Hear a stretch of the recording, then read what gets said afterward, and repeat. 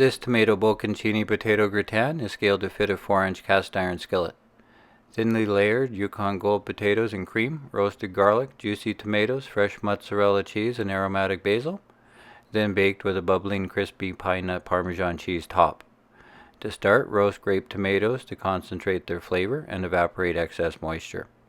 Cut 50 grams of grape tomatoes in half and place them on the bottom of the skillet. Then drizzle with a little olive oil, season with salt and pepper, and bake at 400 degrees Fahrenheit until completely soft, about 20 minutes. Meanwhile, slice 20 grams of bocconcini cheese. Then in a small bowl, mix 5 grams roasted garlic, 30 grams cream, a few leaves of fresh basil sliced thin with salt and pepper. Peel and thinly slice 60 grams Yukon Gold potatoes into the bowl and toss with the cream mixture. A small plastic mandolin is the tool I like to use. As soon as the tomatoes come out of the oven, remove them from the pan, leaving the oil. Then layer the potatoes with the roasted tomatoes and bocconcini cheese. Cover the skillet with a piece of aluminum foil to cook the potatoes in their own skillet and bake in a 375 degree Fahrenheit oven until the potatoes are cooked, about 30 minutes.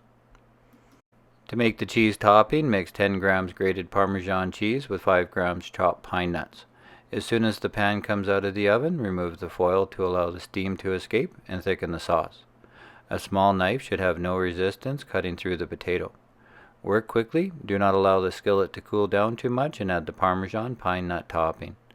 Then bake until the cheese is bubbling and the edges are crisp, another 10 to 15 minutes.